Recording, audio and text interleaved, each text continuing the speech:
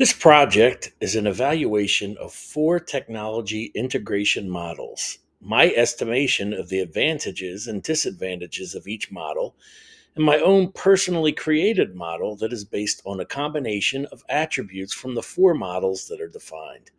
Let's first examine the four models. The first model is TPAC, which stands for Technological, Pedagogical, and Content Knowledge. This is probably my favorite of the four models in that it most directly focuses on specific teaching content. The ultimate integration of this model is a crafted approach that balances the three focus areas: teaching, content knowledge, and technology. They often overlap in pairs, but ultimately the goal is for all three domains to meet in one place, or the TPAC area of the Venn diagram. It has a broad application across education that maintains focuses on personal teaching expertise with the goal of learning specific technology that applies to where you are in your field as a teacher. Second is the SAMR model. SAMR standing for substitution, augmentation, modification, and redefinition. SAMR has a clear layout that provides a path to applying tech as a parallel to a task.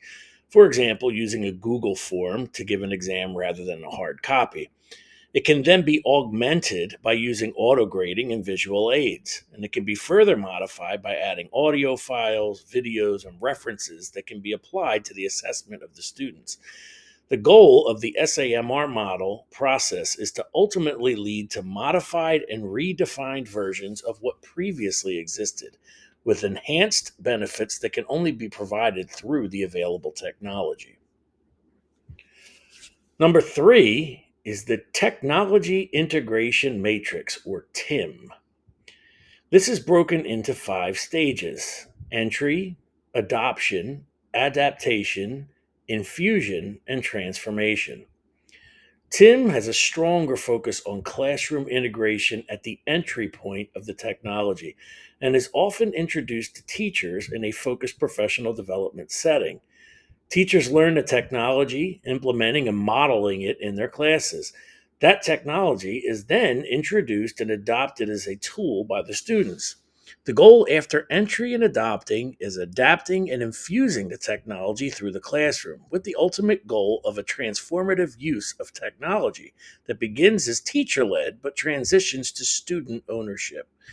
Tim, like SAMR, specifically aims to create enhanced learning experiences that are only made possible by the use of available technology.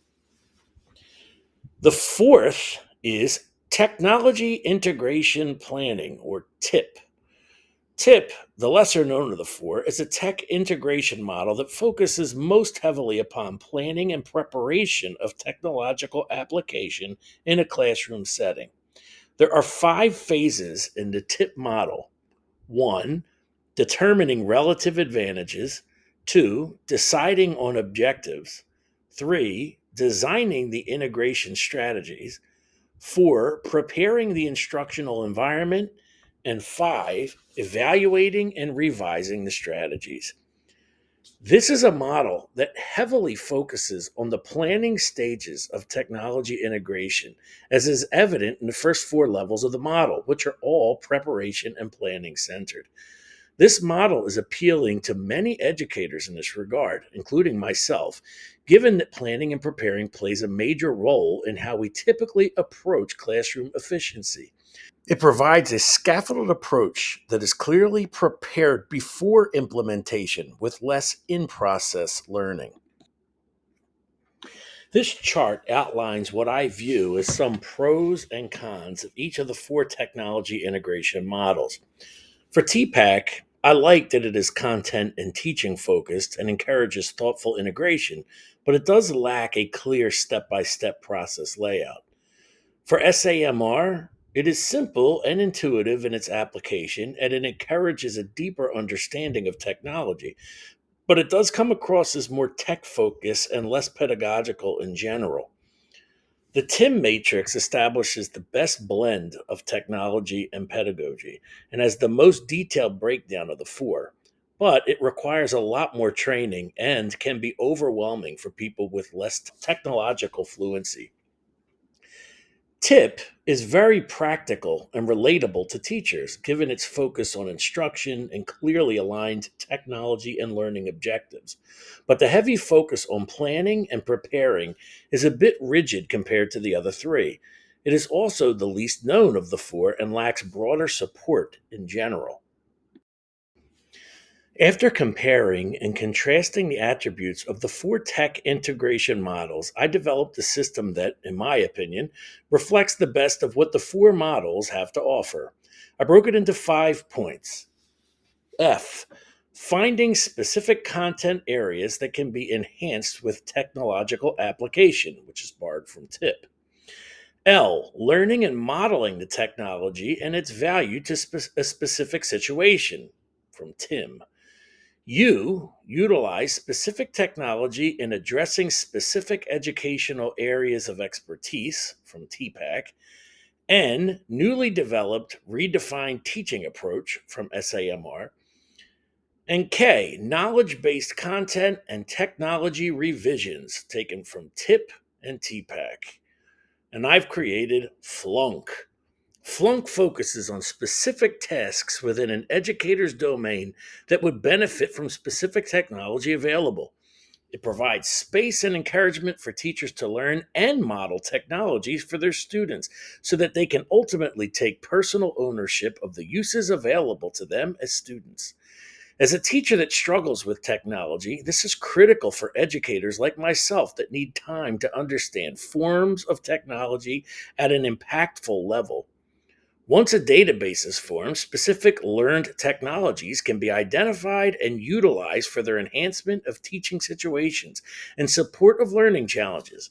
At this point, both new and redefined pedagogies are formed that are dependent on the utilized technology, which can then be revised based on our content knowledge the next time the learning cycle is attempted.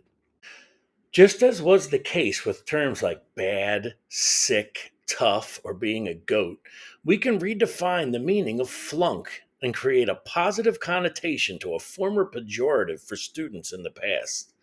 As I like to say, you can't fail if you flunk your approach to technology integration.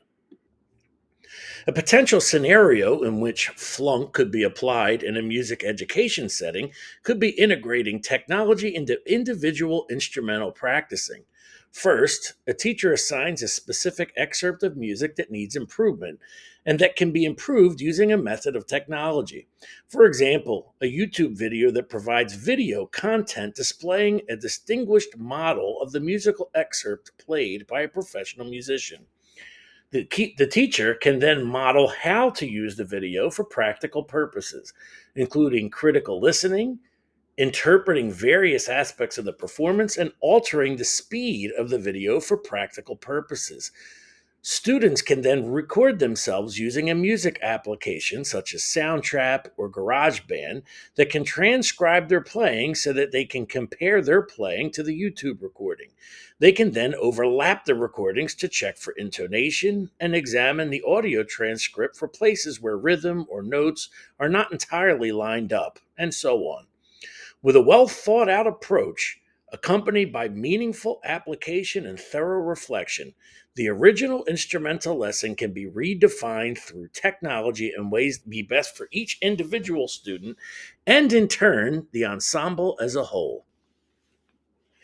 In conclusion, all of these tech integration models offer valuable insight and pathways to achieving an improved approach to using technology as a tool for our pedagogy, regardless of our respective field of teaching.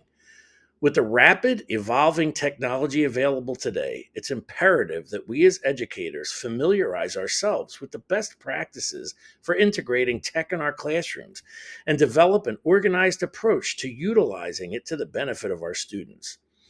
Whether we use TPAC, SAMR, TIM, or TIP, or a hybrid approach like Flunk, we can strive to prepare our students for a future that requires proficient fluency in areas of technology.